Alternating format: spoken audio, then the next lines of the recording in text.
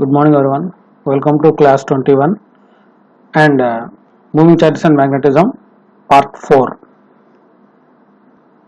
In the last class, we studied about applications of Ampere circuit law. In that, we studied about solenoid,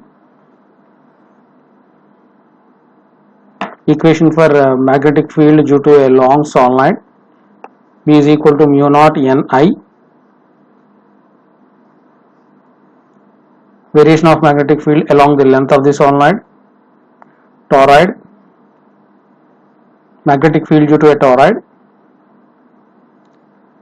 Force acting on the charge placed in the magnetic field. Force experienced by the charge placed in the magnetic field, which is given by Lorentz force. Rule that decides the motion of the charged particle, that is Fleming's left hand rule. Behavior of charged particle when it is entering into the magnetic field.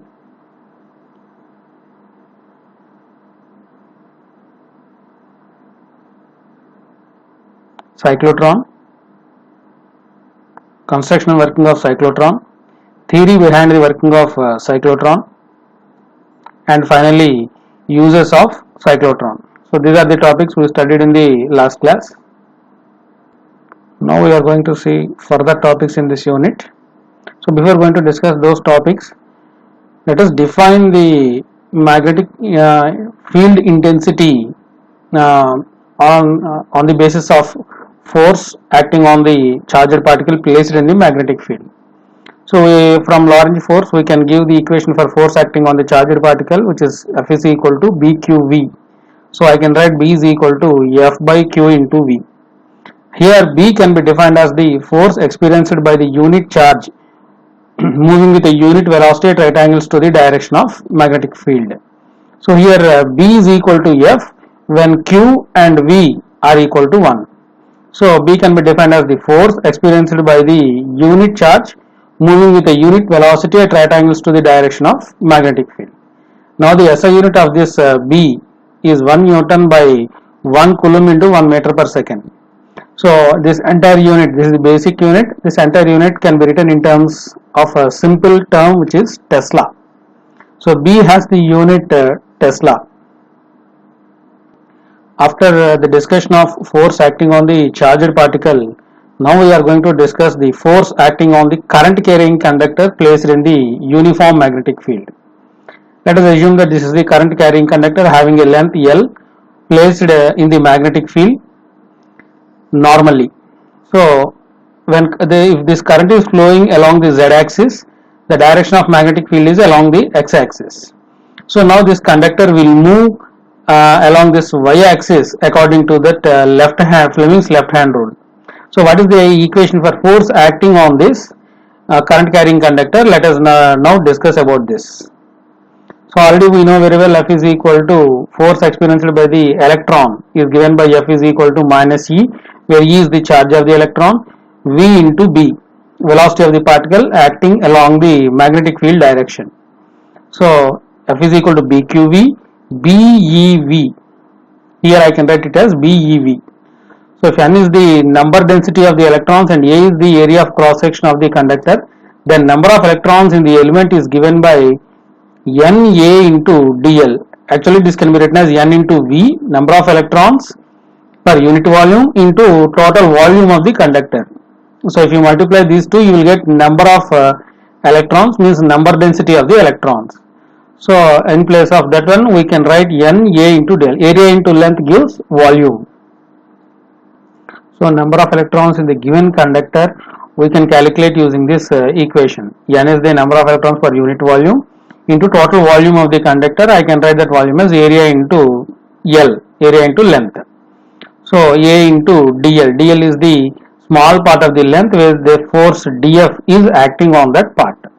So now force experienced by the electrons in dl length is given by dF is equal to Na dl. In place of charge I am replacing this entire equation Na dl into E into Vd cross B bar.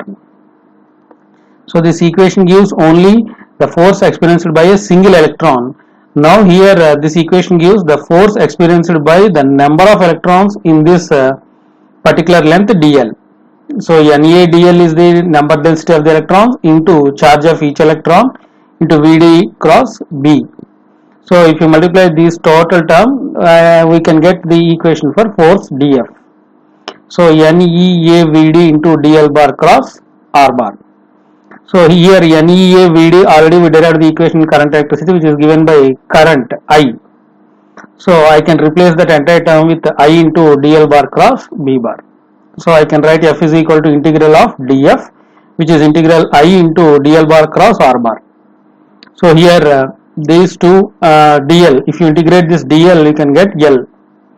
So F bar is equal to I into L bar cross B bar, which is BIL sin theta. So here L bar cross B bar, I can replace it with a vector term, which is LB sin theta. So this is the equation for force experienced by a current carrying conductor placed in the magnetic field. This is the equation for force and direction of force. This is the magnitude of the force and the direction of the force that can be calculated using Fleming's left hand rule. Then if you apply that Fleming's left hand rule, then you will get the direction of force acting on the conductor will be along y axis. After completing the discussion of force experienced by the current carrying conductor in magnetic field, now we are going to discuss this topic, force when two straight parallel current carrying conductors are placed nearby each other. So consider the case given here. Currents are flowing parallelly in the two straight current carrying conductors. The important point here we have to consider is when current carrying conductors are placed nearby each other, they will get experienced with a magnetic field generated by the conductor placed near to it. For example, if this is conductor I1 is flowing, current I1 is flowing in this conductor, the direction of magnetic field at this particular point will be out of the plane. By applying a right hand thumb rule, you can calculate the direction of magnetic field. So by applying a right hand thumb rule, you can find out the direction of magnetic field due to this first conductor and as well as for the second conductor also. If you apply right hand thumb rule, the direction of magnetic field will be in this direction. So at the center, at the middle point between the two conductors, the direction of magnetic field for the first one is into the plane of the paper, and the direction of magnetic field due to this second conductor is out of the plane of the paper. So please go through these directions of magnetic field once.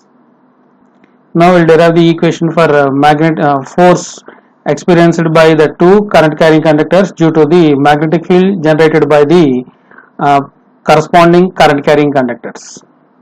So here if you see from Ampere circuit law, the field due to the first conductor, that is given by BA is equal to mu naught I by 2 pi d, where d is the distance between the two conductors. So this is the magnetic field generated by the current flowing through this first conductor, which is I1. So B is equal to mu naught I by 2 pi d.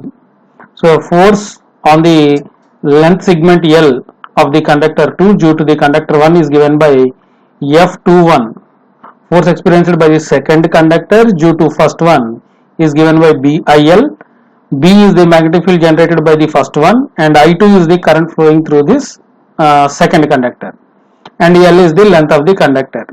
So if you include the value of B1, which is calculated previously, BA, so you will get the equation mu naught I1 I2 by 2 pi d into L.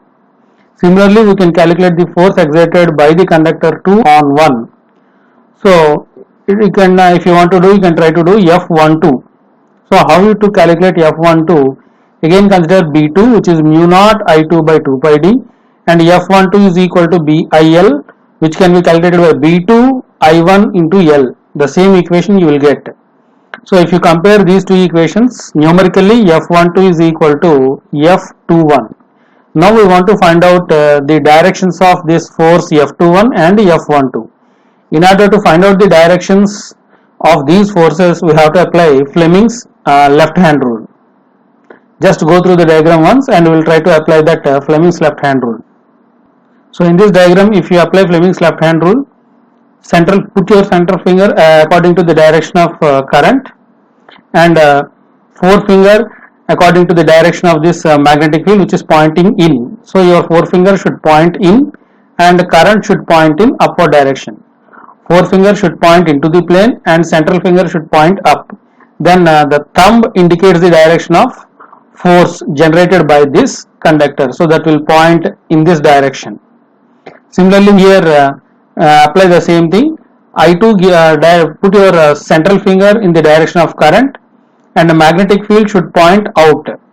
So forefinger should point out. Then your thumb gives the direction of force which is generated by this conductor I2. So both the forces will equal in magnitude and opposite in direction. So numerically if you apply that one, then force will be equal in magnitude and opposite in direction. So there will be attraction force between the two conductors. We can consider when current is flowing in same direction, the two conductors attract each other. Attraction force will be there between them. When the current is flowing in opposite direction, the conductors will repel each other. So the magnitude of force acting per unit length. If you divide this force with length, then you will get force acting between the conductors per unit length, which is given by mu naught I1 I2 or IA IB by 2 pi d. So this is the equation for force experienced by the two conductors when they are placed parallel to each other when current I1 and I2 are flowing between them.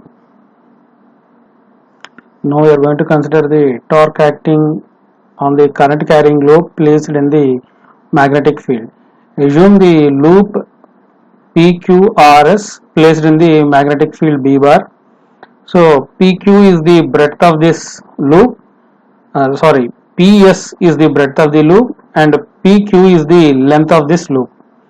Here the plane of the loop is making an angle theta with the magnetic field. Here theta is the angle between the plane of the loop and the magnetic field.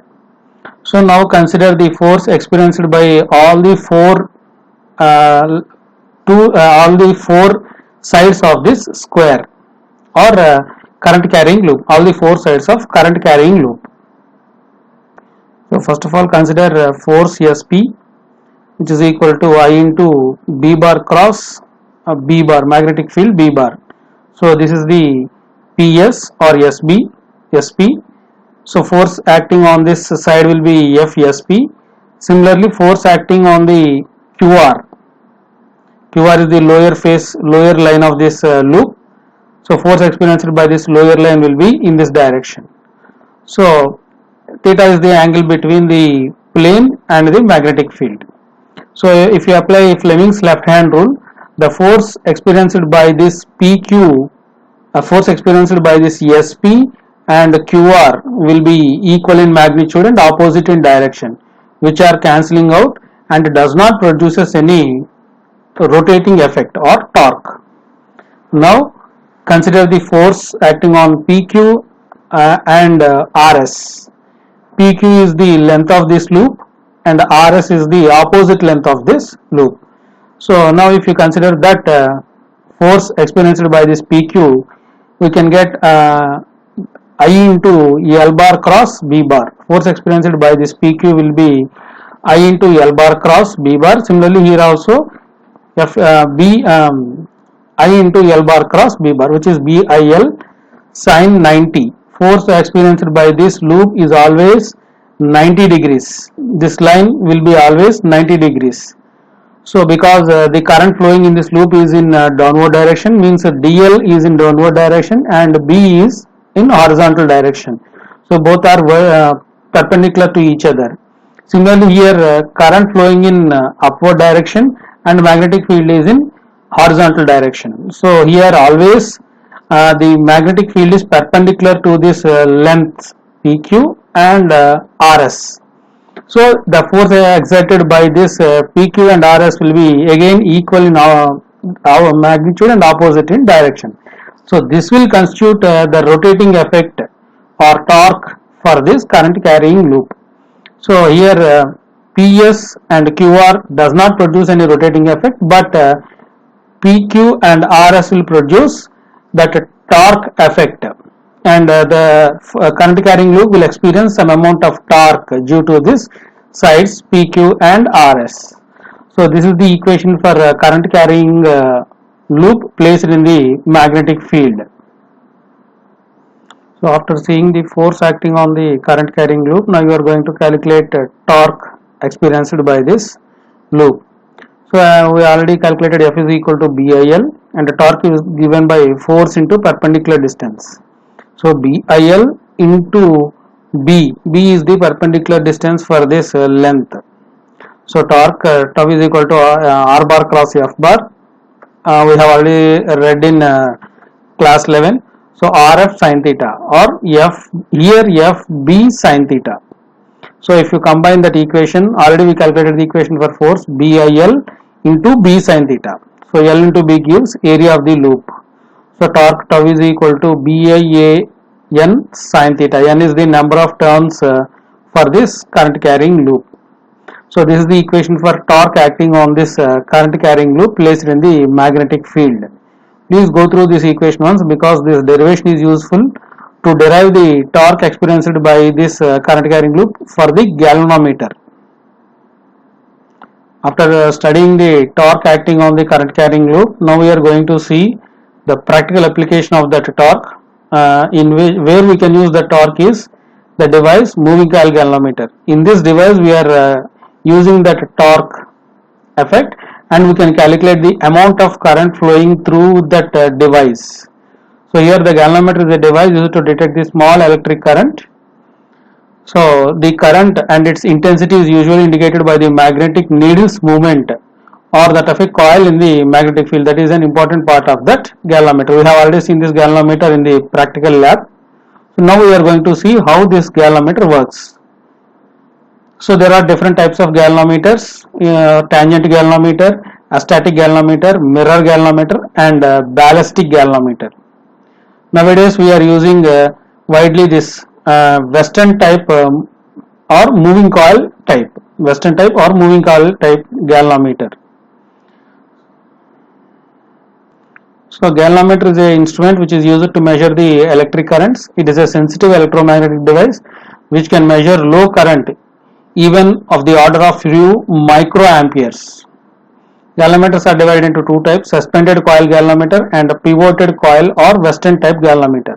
So this Western type galvanometer we are using in our lab. So moving coil galvanometer working principle.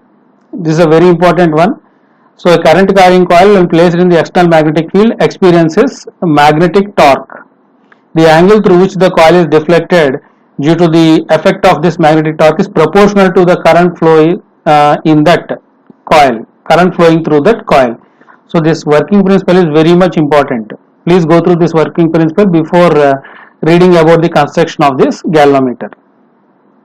Here galvanometer construction is given in detailed manner. Just go through this construction. What are the important parts for this construction of galvanometer? Please go through this one. In the next slide we are going to give the diagram for the galvanometer. If you correlate these two, it will be easy for you to understand this construction part. Here the two types of galvanometers are given. One is a mirror type galvanometer, which is given in this part, and second one is suspended coil galvanometer or Western type galvanometer is given in this part. Both the galvanometers are almost the same. The small difference between these two is here mirror will be given which is suspended with this phosphor bronze wire.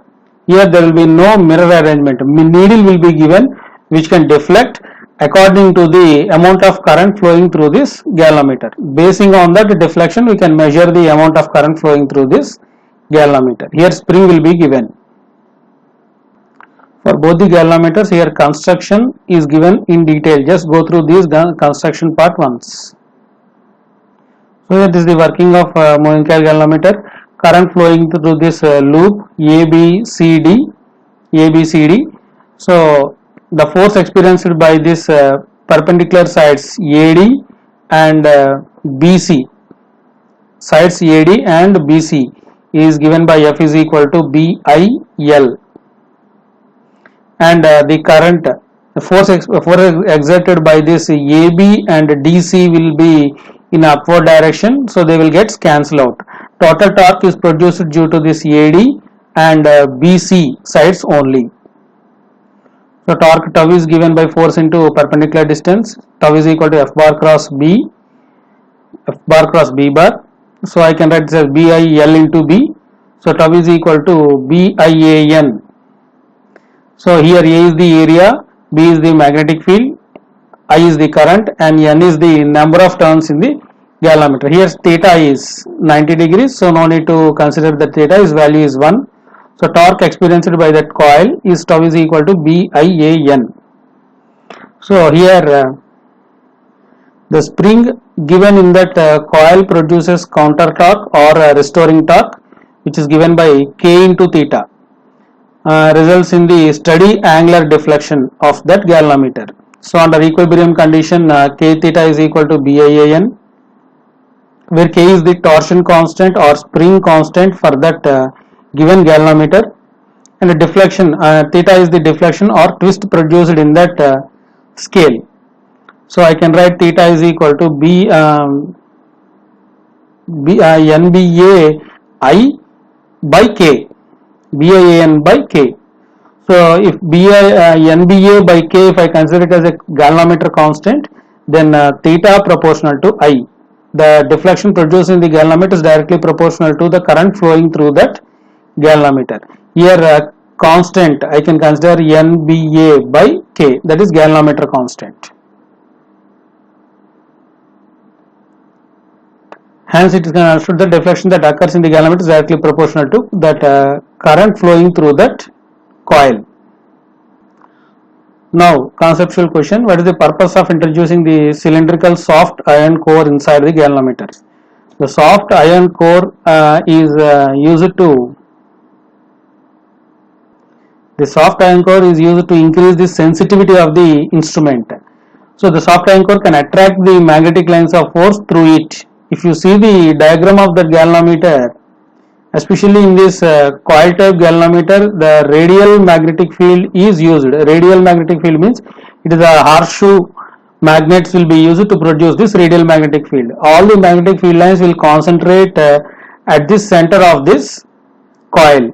So if you place a soft iron core, even more the sensitivity of that galvanometer can be increased to a large extent, because this soft iron core can attract large magnetic lines of force through it. So to increase the sensitivity of the galvanometer, a soft iron core will be introduced at the center of that coil. Now sensitivity of the moving coil galvanometer. Sensitivity of the galvanometer is higher if the instrument shows larger deflection for small values of current. Sensitivity can be defined as the deflection produced in the galvanometer even though for very small amount of currents. Sensitivity is of two types, namely current sensitivity and voltage sensitivity. Sensitivity, I am saying once again, sensitivity can be defined as the deflection produced in the galvanometer per unit current flowing through that galvanometer. So here we can consider current sensitivity and voltage sensitivity. So current sensitivity is defined as the deflection produced per unit current, theta by I. If I consider theta by I, then it will be NBA by K. Voltage sensitivity can be considered as deflection produced per unit voltage, V. So I can write theta is equal to NBA by K into I. So if I consider theta by V, it can be NBA by V into K into I. So if you divide this equation with V or replacing with R, from Ohm's law I can write V is equal to IR. So it will be NBA by K into 1 by R. So where R is the effective resistance of the circuit. So it is worth noting that voltage sensitivity is equal to current sensitivity by resistance of the coil. Voltage sensitivity proportional to current sensitivity. So factors affecting the sensitivity of galvanometer. So if you see that equation, it will be easy for you to say the terms. So sensitivity depends on number of turns, area of the coil, magnetic field strength, and magnitude of couple per unit twist, which is K.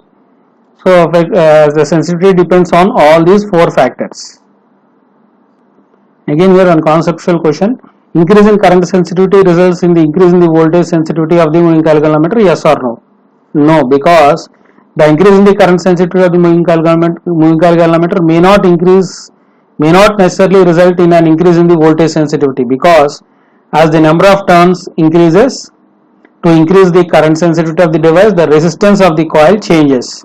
If you increase number of turns in the coil, then resistance of the coil changes, as resistance is directly proportional to the length. So this is because of the resistance of the coil depend on factors like length and area of that coil. So as we know that voltage sensitivity is equal to theta by V. So I can write this as NBA by K into 1 by R. The overall value of the voltage sensitivity remains unchanged. So basically we can say no, because if voltage, so finally we can say an increase in the current sensitivity may not result in the increase of voltage sensitivity. So finally, figure of merit of the galvanometer, it is the ratio of full scale deflection current and the number of graduations on the scale of the instrument. It can be written as reciprocal to the current sensitivity of the galvanometer. Here figure of merit is a ratio between full scale deflection of the current and the number of graduations on the scale of the instrument. So the units for, try to find out the units for this figure of merit. It is given that it is reciprocal to the current sensitivity of the galvanometer. So please try to find out the units for this figure of merit of galvanometer. Next one, conversion of galvanometer into voltmeter and ammeter. So if you see the diagram, galvanometer can be converted into ammeter by placing a small resistance parallel to this galvanometer. So if I is the total current flowing through the galvanometer, then I can write, I can divide this current into two parts. Ig is the current flowing through the galvanometer and Is is the current flowing through this shunt resistance. Shunt resistance is the small resistance connected parallel to the galvanometer. So potential difference across this galvanometer and the shunt resistance remains equal because they are in parallel connection. V remains constant.